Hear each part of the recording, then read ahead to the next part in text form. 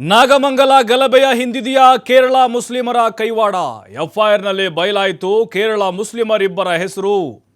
ನೋಡಿ, ಕೇರಳ ಲಿಂಕ್ ಇದೆ ಅನ್ನುವಂಥ ಅನುಮಾನ ಇದೆ ಇದಕ್ಕೆ. ಕರಾವಳಿಯಲ್ಲಿ ಯಾವುದೇ ಒಂದು ಹಿಂದೂ ಮುಸ್ಲಿಂ ಗಲಾಟೆ ಆಗಲಿ ಅಥವಾ ಕೋಮು ಸಂಘರ್ಷಗಳಾಗಲಿ ಅಲ್ಲಿ ಕೇರಳದ ಸ್ವಲ್ಪ ಲಿಂಕ್ ಇದ್ದೇ ಇರುತ್ತೆ. ಈಗ ಮಂಡ್ಯಕ್ಕೂ ಕೂಡ ಅದು ಟಚ್ ಆಯ್ತಾ? ಎಫ್ಐಆರ್ನಲ್ಲಿ ಹೆಸರಿದೆ. ಕೇರಳದ ಮಲಪ್ಪುರಂನ ಯೂಸುಫ್ ಹಾಗೆ ನಾಸಿರ್ ಹೆಸರಿದೆ. ಇವರು ಕೇರಳ ಮೂಲದವರು. ಅದರಲ್ಲೂ PFI ಬ್ಯಾನ್ ಆಗಿದೆ ಅಲ್ವಾ? ಆ PFI ಸಂಘಟನೆಯ ಸದಸ್ಯರನ್ನುವಂಥ ಆರೋಪ ಇದೆ. ವಿಶ್ವ ಹಿಂದೂ ಪರಿಷತ್ ಸದಸ್ಯರು ಈಗ ಗಂಭೀರ ಆರೋಪವನ್ನು ಮಾಡಿದ್ದಾರೆ. ಎಫ್ಐಆರ್ನಲ್ಲಿ ಕೇರಳ ರಾಜ್ಯದ ಮುಸ್ಲಿಮರಿಬ್ಬರ ಹೆಸರು ಇರುವಂತಹ ಹಿನ್ನೆಲೆ ಪ್ರಕರಣವನ್ನು NIA ತನಿಖೆಗೆ ವಹಿಸಬೇಕು ಅಂತ VHP ಈಗ ಆಗ್ರಹವನ್ನು ಮಾಡಿದೆ. ವಶಕ್ಕೆ ಪಡ್ಕೊಳ್ಬೋದು, ಸಾಧ್ಯತೆಗಳಿದ್ದಾವೆ ಆ ಇಬ್ಬರನ್ನು, ಆ ಕೇರಳ ಮೂಲದವರನ್ನ. ಈ ಇಬ್ಬರಿಂದ ಸಭೆ ಸೇರಿಸಿ ನಾಗಮಂಗಲದಲ್ಲಿ ಪೂರ್ವ ತಯಾರಿ ನಡೆದಿದೆ. ಗಲಭೆ ದಿನ ಇಬ್ಬರು 200 ಮಾಸ್ಕನ್ನು ಖರೀದಿ ಮಾಡಿರೋ ಬಗ್ಗೆ ಮಾಹಿತಿ ಕೂಡ ಇದೆ ಅಂತೆ. ನೋಡಿ, ಈಗ ಎಫ್ಐಆರ್ನಲ್ಲಿ ಇಬ್ಬರ ಹೆಸರಿದೆ. ಅದರಲ್ಲೂ ಈ ಇಬ್ಬರು ಕೇರಳ ಮೂಲದವರು ಅಂತ ಹೇಳಲಾಗ್ತಾ ಇದೆ.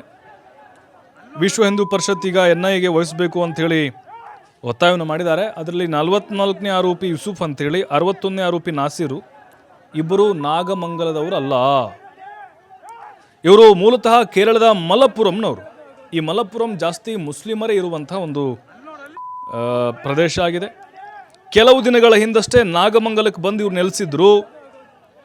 ಇದೆಲ್ಲದಕ್ಕಿಂತ ಹೆಚ್ಚಾಗಿ ಇವರಿಬ್ಬರು ಈ ನಿಷೇಧಿತ ಸಂಘಟನೆ PFI ಇದೆಯಲ್ಲ, ಅದರ ಸದಸ್ಯರು ಅನ್ನೋದು ತನಿಖೆಯಲ್ಲಿ ಬಯಲಾಗಿದೆ. ಹಾಗಾಗಿ ಇದು ಆಳವಾಗಿ ತನಿಖೆ ಆಗಬೇಕು, NIAಗೆ ವಹಿಸಬೇಕು ಅಂತೇಳಿ ಹಿಂದೂ ಸಂಘಟನೆಗಳು ಒತ್ತಾಯ ಮಾಡಿವೆ.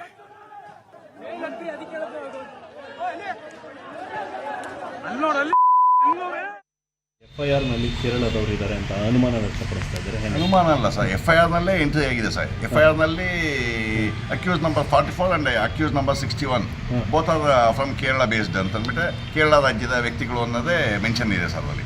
ಸರ್, ಅವರೇನು PFI ಸಂಘಟನೆ ಸೇರಿದ? PFI ಸಂಘಟನೆ ಇಲ್ಲದೆ ಹೇಗೆ ಸಾಧ್ಯ ಸರ್?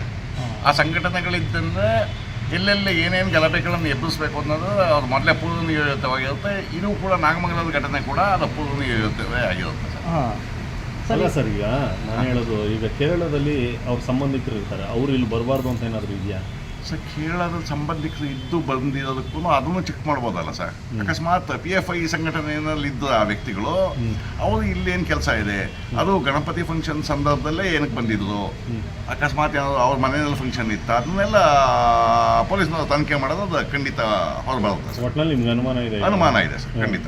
ಗಲಭೆ ಸೃಷ್ಟಿ ಮಾಡೋಕ್ಕೆ ಬಂದಿದ್ರು ಅಂತ, ಗಲಭೆ ಸೃಷ್ಟಿ ಮಾಡ್ಲಿಕ್ಕೆ ಬಂದಿರ್ಬೋದು ಅಂತ ಒಂದು ಗುಮಾನಿ. ಬೇಟ ಸಸ್ಪೆಕ್ಟ್ ಲೈಕ್ ದಟ್ ಓನ್ಲಿ. ಅದೇ ರೀತಿ ಸಸ್ಪೆಕ್ಟ್ ಮಾಡಬೇಕಲ್ಲ ಸರ್. ಬೇರೆ ಯಾವುದೋ ರಾಜ್ಯದಿಂದ ಬಂದು ಇಲ್ಲಿ ಗಲಭೆನಲ್ಲೂ ಅವ್ರು ಕಂಡಿರೋದಕ್ಕೋಸ್ಕರನೇ ಇವರು FIR ಮಾಡಿರೋದು. ಅಲ್ಲೆಲ್ಲ ಮೊಬೈಲ್ ರೆಕಾರ್ಡ್ಗಳೆಲ್ಲ ಆಗಿದಾವಲ್ಲ, ಆ ಮೊಬೈಲ್ ರೆಕಾರ್ಡ್ನಲ್ಲಿ ಆ ವ್ಯಕ್ತಿಗಳು ಇಬ್ಬರು ಏನಕ್ಕಿದ್ದಾರೆ, ಕೇರಳ ರಾಜ್ಯದಿಂದ ಇಲ್ಲಿ ಬಂದು ಗಲಭೆ ಮಾಡಲಿಕ್ಕೆ ಅಂತ ಸಂದರ್ಭದಲ್ಲಿ ಅವರು ಕಲ್ತೂರಾಟದಲ್ಲಿ ಅಥವಾ ಪೆಟ್ರೋಲ್ ಬಾಂಬಿಂಗ್ನಲ್ಲಿ ಇದ್ದಾರೆ ಅಂತಂದರೆ ಅಂಥ ಸಂದರ್ಭದಲ್ಲಿ ಪೊಲೀಸ್ನವರು ಅವ್ರನ್ನ ಟಾರ್ಗೆಟ್ ಮಾಡಿಬಿಟ್ಟಿದ್ದು ಅವ್ರದ್ದು ಹೆಸರನ್ನು ಕೂಡ ಸೇರಿಸಿದ್ದಾರೆ.